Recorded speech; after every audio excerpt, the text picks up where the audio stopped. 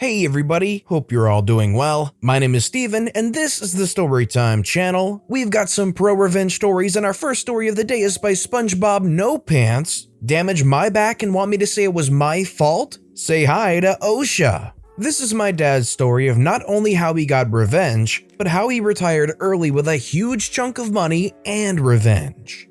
Backstory. This story takes place in early 2001. When my mom and dad got married, he took a factory job just to pay the bills until he could find something better. 33 years later, this happened. My dad worked at a glass factory. They didn't make glass, they processed it.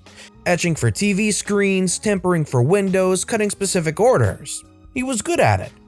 It was a talent for him. He received some awards. He still has his plaque from NASA because he cut the glass for the solar panels for the Hubble Space Telescope. Even a thank you award from a church in LA because he cut 15,000 pieces of glass, hand cut, for a stained glass window, and apparently they were impressed with the craftsmanship. He liked the job, but when the old man, as they referred to the owner, died, his kids took over and cut corners wherever possible. Even to the point where they stopped giving free coffee in the break room. That cheap. So things went downhill. He never made it above group leader because the plant manager was non-union, even though they offered it to him each time one was fired, which was often after the old man died.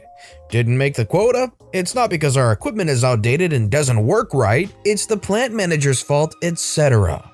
As group lead, he was in charge of 3 departments. Most of his job consisted of using a forklift to make sure each department didn't run out of glass, paperwork, and stepping in where needed.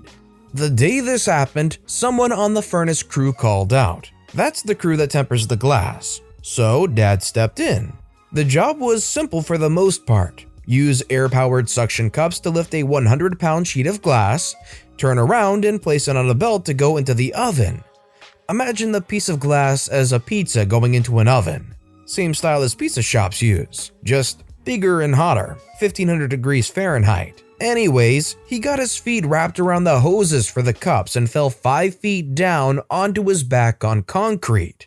Now this is important. According to union and OSHA regulations, if there is an incident on the line, the whole line is shut down until an investigation is completed and it is cleared by the company's safety officer, who was and always was the union president. Now a breakdown of what happened next. The union president called for the line to be shut down, but the plant manager ordered him to take my dad's place over fears of what shutting it down would cost. Dad said the union president at the time had no backbone and was company suck-up, so he did as told. Mistake 1.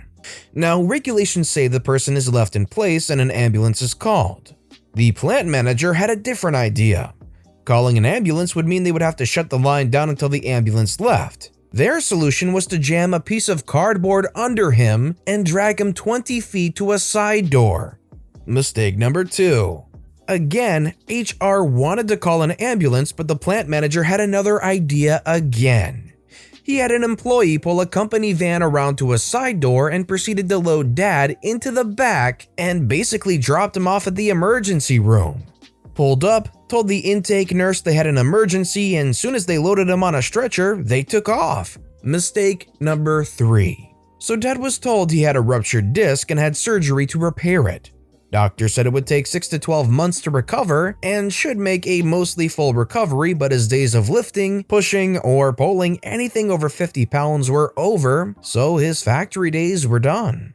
Now, Dad was really mad, but he had known the people involved for over 20 years and is the forgiving type. Plus, my dad is slow to anger. If he gets angry, clear a path, but slow. He would fight you, but only as a last resort. Which even my uncles told me that when my dad was a teen, he didn't like to fight, but if he had to, he went full honey badger. So Dad told me that as long as the company didn't fight his workers' compensation claim and gave him a small settlement to live on until he could draw from his 401k, then he would be perfectly fine. To note, my dad lives a very frugal lifestyle. Why do I need a new car when my 10-year-old car runs just fine? Why do I need expensive clothes? I'm not dressing to impress.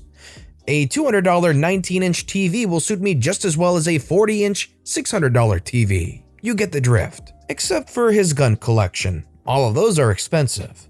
The next day, the company lawyer shows up. Dad expected them to offer him around $50,000 on his workers' compensation claim.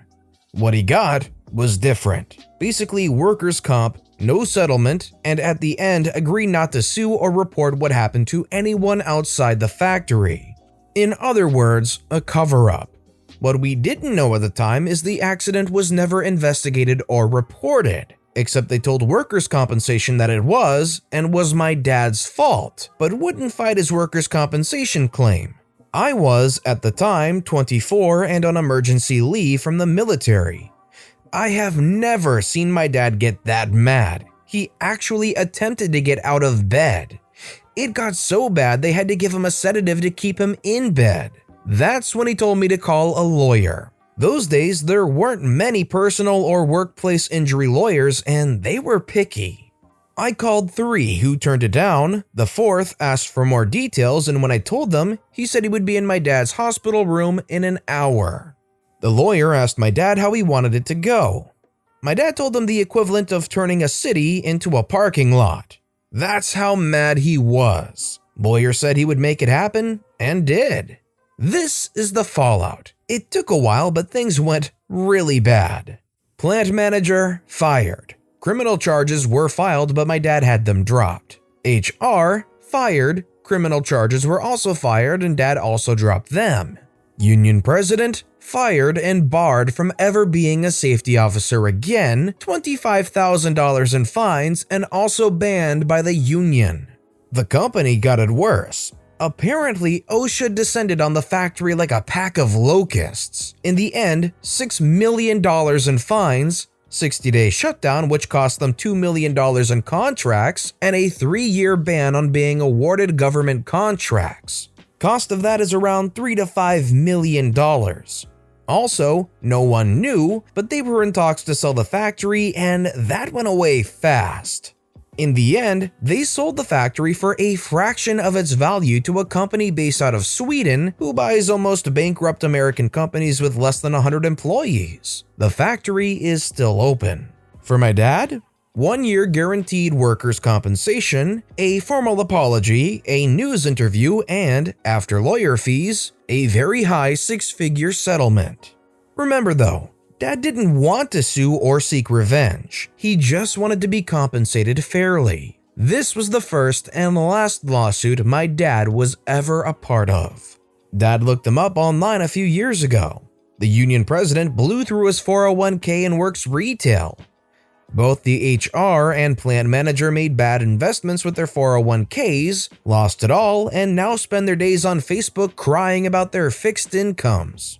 All while my dad invested his money, watched his spending, and lives a very comfortable life. Best part? Dad estimated it would have only have cost them $60,000. $10,000 for the line being shut down for a day and $50,000 to him. In the end, it cost them over $10 million. These kids took over for what appeared to be a good original owner, and they were absolute cheapskates. And no surprise, with a bunch of cheapskates running the place, when a very serious accident went down, they continued trying to get away with paying next to nothing and just completely exploded everything that their father had built for them. Quite a shame when you realize how badly they ran that thing straight into the ground. Let's have a fun little theoretical. Let's say the accident happened to you and you wouldn't be able to lift or do a factory job anymore. And let's say they did offer you a settlement of $50,000 straight up, as well as workers' compensation. Knowing what they did with the cardboard, faking the investigation, would you accept the $50,000 or would you have gotten a lawyer and seen how far you could go with it? Let me know in the comments down below. Personally, I think I might have done the latter because, as stated, these owners were cheapskates and I probably wouldn't feel too bad about trying to pry something out of these entitled kids that took over this company. And our second and last story of the day is also by SpongeBob No Pants. Write me up for simple mistakes to get me fired?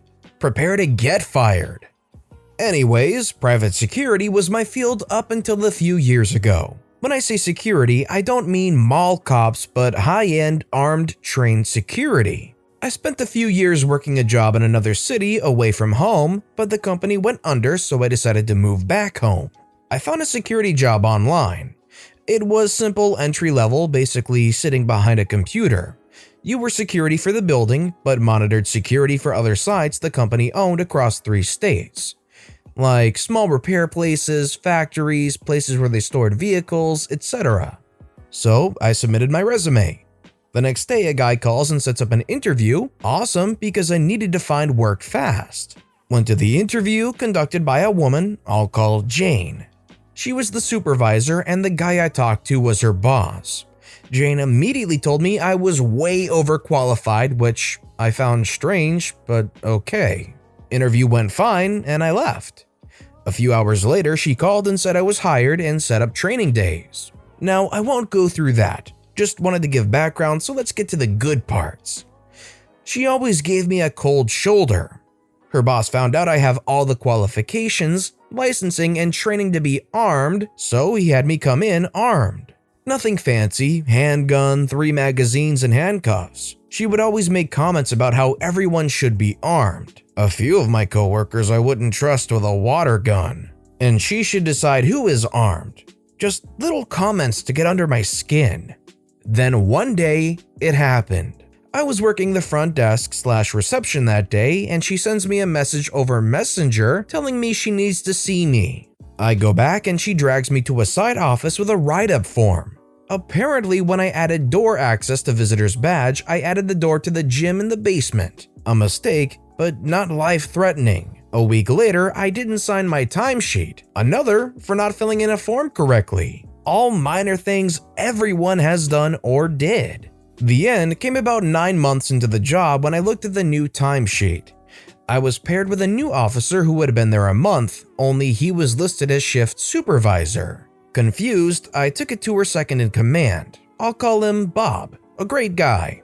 He told me that he brought it up, that I had the experience and seniority to be promoted, and she basically told him to freak off, it was her choice.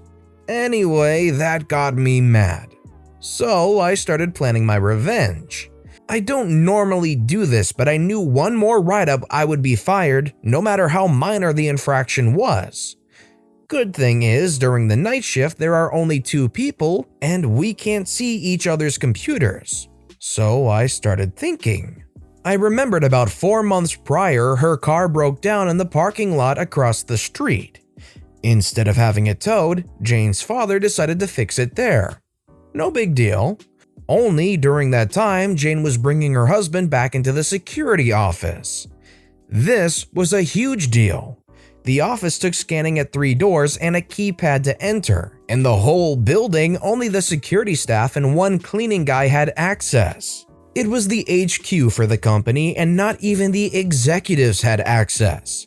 From our computers, we could open any door, turn off any camera or alarm, and open any gate in any building that the company owned. So it was a big deal because we had the keys to the kingdom. That was a huge freaking violation, so I hatched my plan. Under the excuse of having a smoke, I went out to reception and copied the visitor log from those days. I then went back in and accessed the video feeds. You could go back a year for all video feeds and took screenshots of her husband entering the doors and office. The office itself had no camera, as well as with timestamps, him leaving, and the fact he never swiped in, which following someone into a door, even if they hold it open, you must scan your card. I logged onto my private email and sent it to another email knowing they don't log what you do on the computers.